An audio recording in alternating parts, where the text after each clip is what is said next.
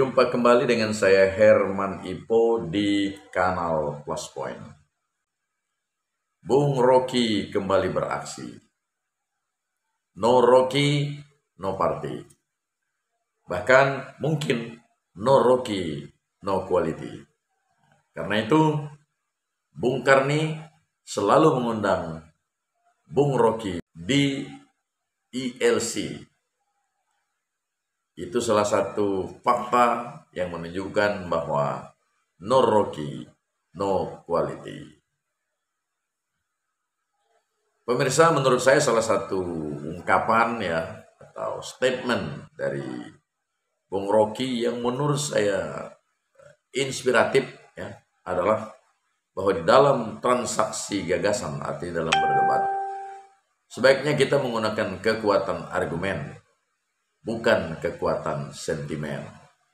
Nah, kali ini seorang hakim kembali menjadi korban karena pengandaiannya terhadap Rocky Gerung itu dinilai oleh Rocky Gerung tidak ada poin alias dungu.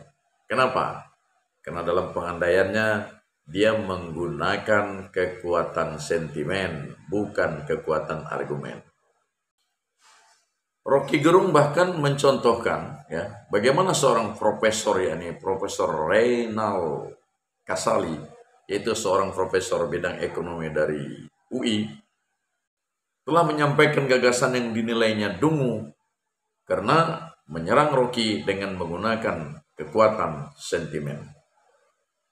Ia bahkan minta kepada profesor, yaitu kepada sang profesor, untuk mengubah iklan yang di-endorse oleh sang profesor, mengubah bunyinya dari minumlah jamu tolak angin menjadi minumlah jamu tolak dungu. Bung Rocky memang ada-ada saja. Seperti itu aja. Saya tidak bertanya tentang tupoksinya, ya. Saya bertanya apakah saudara pernah menduduki? Tidak. Saya dosen aja. Dosen aja. Saya hanya mengajar, ya. Boleh saya berandai-andai?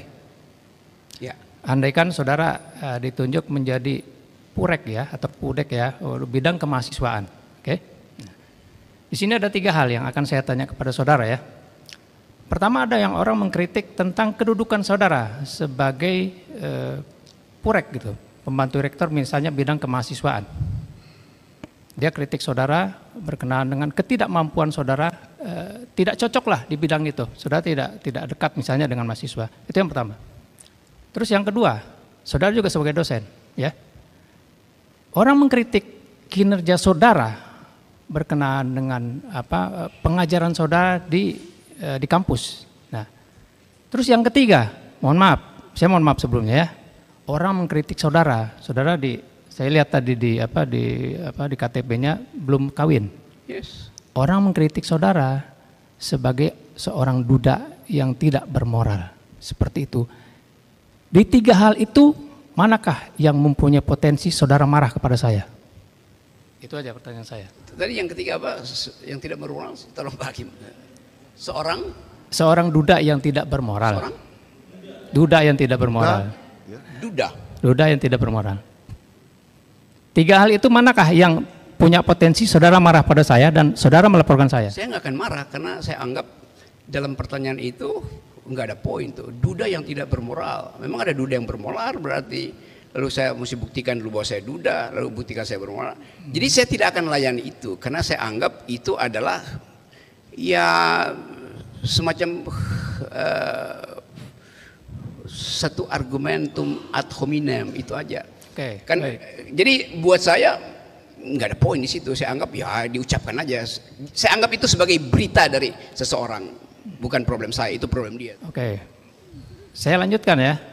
Bagaimana Pak? Seandainya berita yang terakhir tadi yang saya dapat tentang duda tadi, saya peroleh dari data-data yang entah dari mana saya peroleh, itu saya bilang kepada saudara. Ya, itu artinya di dalam masyarakat kita dianggap bahwa orang yang tidak punya pasangan, apalagi duda, dia pasti tidak bermoral, apalagi janda.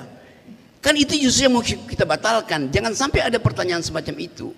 Kan itu pertanyaan dungu sebetulnya tuh, yang diucapkan oleh mereka yang mengkritik saya lakukan hal itu dan nggak pernah saya anggap itu.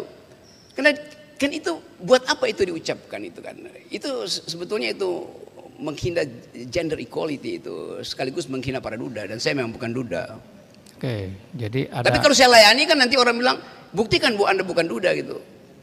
Loh saya belum kawin itu artinya ya bisa memang tidak kawin, bisa duda segala macam. Sama seperti orang tanya, Anda tidak makan babi, berarti Anda Muslim. Orang Yahudi juga nggak makan babi. Jadi yang saya mau maksud tadi, the epistemic community of thought itu batal karena tidak ada pendidikan reasoning gitu. Nah, itu nggak mungkin timbul dalam percakapan di negara yang bermutu akademisinya, itu nggak akan ada pertanyaan semacam itu. Jadi saya mau terangkan aja secara umum bahwa kita gagal menerapkan prinsip-prinsip berpikir yang teduh. Nah, prinsip berpikir teduh itu namanya kekuatan argumentasi, bukan kekuatan sentimen. Jadi public discourse itu yang saya terangkan tadi, the use of public reason, itu artinya menggunakan mata uang yang namanya pikiran tuh. The force of the better argument. Nah, kita seringkali tidak mau pakai mata uang argumen, kita pakai mata uang sentimen. Nah, 3 pertanyaan tadi itu mata uang sentimen, kira-kira begitu. Tapi itu hanya ilustrasi. Tapi Pak, yang saya ingin tekankan ya, kaitannya dengan pertanyaan dari penasihat hukum tadi kan, ya. Kalau kita mengkritik seorang publik ya, pejabat itu katakanlah, apa yang patut dikritik dari orang itu? Oke, semua public figure itu bukan cuma pejabat, selebritis juga public figure, dan selebritis juga kelihatannya begitu, kok masuk dalam wilayah privat. Loh, Anda begitu jadi selebritis, Anda tidak punya lagi wilayah privat. Anda memperoleh keuntungan puja-puji dari publik karena Anda public figure. Demikian juga public officer gitu, public servant. Kan dia dapat semua keistimewaan tuh. Kalau di jalan tol dia oleh para pengawal, dia udah dapat kemewahan di situ kan. Privacy dia harusnya tidak boleh didalilkan kembali karena dia udah dapat semua kemanfaatan publik. Jadi kalau saya kritik pejabat publik, saya kritik hasil dari kedudukan dia sebagai pejabat publik itu.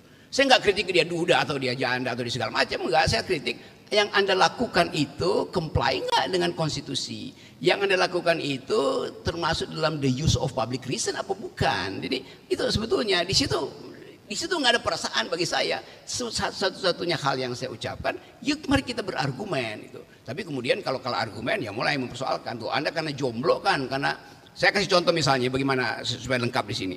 Saya dikritik karena menghina presiden oleh seorang profesor ekonomi UI namanya Renald Kasali. Saya ucapin di sini ya supaya dicatat. Kata si Renald Kasali, Rocky Gerung itu kasar ucapannya karena jarang bercinta itu. Bayangin coba. Datang dari seorang profesor UI itu yang figur publik, dia di figur publik karena dia endorser jamu namanya jamu tolak angin tuh. Nah sekarang dia ucapin itu, artinya dia salah minum jamu. Dia mestinya minum jamu tolak dungu. Kan begitu dasarnya kan. Bagaimana dari seorang profesor datang kausalitas? Karena Anda jomblo, maka mulut Anda kasar gitu kan. Jadi silakan saudara Kasali, ganti iklanmu itu. Saya minum jamu tolak dungu karena saya masih dungu. Bukan mesti begitu kan.